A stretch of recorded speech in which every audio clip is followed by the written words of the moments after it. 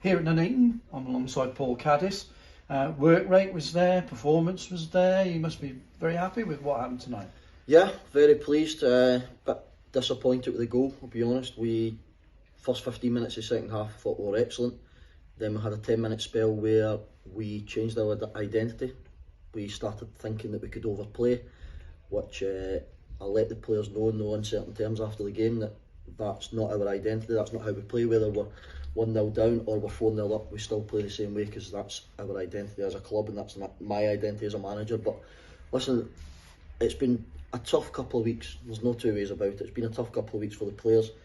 They are playing probably 70% at the moment in terms of energy levels and stuff like that because they're working hard in training. So really pleased, really pleased with the attitude, the desire, the character, the energy and the game management as well.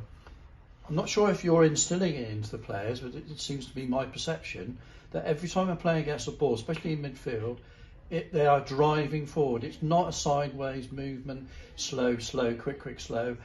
I've got the ball, I'm going to make something happen. Is that right? It's bang on. Listen, I am not interested in...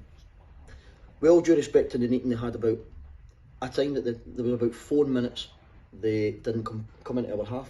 And that's fine, everyone's got their different identity, the way they want to play. That's not how I want to play football. We had a situation, I think it was about the 70th minute on Saturday against West Brom, where Curtis Pons kicked the ball the length of the pitch, and one pass, the centre-half's headed it out, we've got a throw in 20 yards from goal.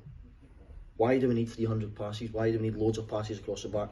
All I ask is when we move it across the pitch, higher up, we move it quickly. If we can move it from one side to the other side, quickly as possibly can. Listen, I've just said we've got Lissana Mendes, who was the assist king last year in Wales, playing Europa League, not putting huge pressure on, but you see every time he gets it, he wants to put a ball in the box, and it causes problems.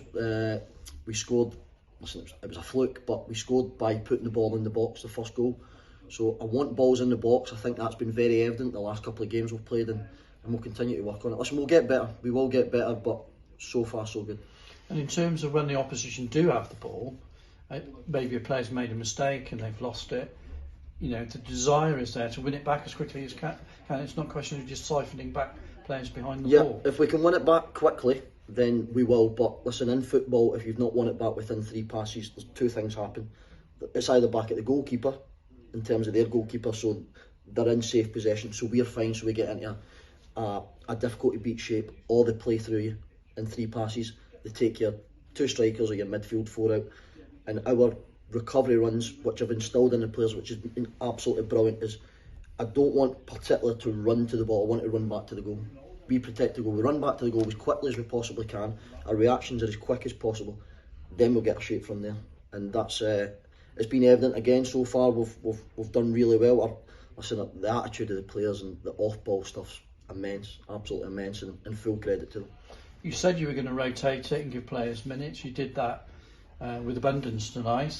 Did you learn anything more about those players that are not contracted or have an agreement at the moment? Did you learn more about them, or do you want to see them again against Bromsgrove at the weekend? Every time they'll still be involved at the weekend, but every time you step on the pitch, I learn stuff. I think they were involved in a good victory for us, a good performance for us. So they're certainly not doing themselves any harm, but it's obviously down to myself and Adam to make decisions on them moving forward. But that's something we will do. Listen, I know I said after the game on Saturday I want to make loads of changes. I didn't, and it was going through my head Saturday night on the way home. Sunday, do I just rest the players that played the majority of the game? But I'll be honest, I hate losing football games, and I wanted to get a mix in a way where both halves were competitive and both were.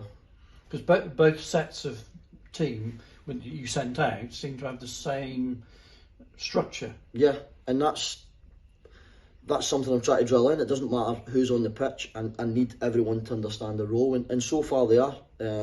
Listen, it's all brilliant at the moment, but there'll be times where it'll be difficult, but we don't come away from what we're good at and what I think we're best at, and right now we're showing it. Any knocks to talk about? Stanley Bonham wasn't available. Presumably he's going to be back fit for the weekend. Yeah, Stan's got a bit of a tight groin, so he had it on Saturday. It's better tonight, but without a training session in between, I just thought it would be best not risking him. Don't want to put him straight back in, so He'll train Thursday and we'll see how he is for Saturday. Whether he's available or not, that's up to myself. Whether I think he's had enough minutes in terms of his fitness levels and his legs, then we'll make that decision. Thanks very much for your time. No problem, thank you.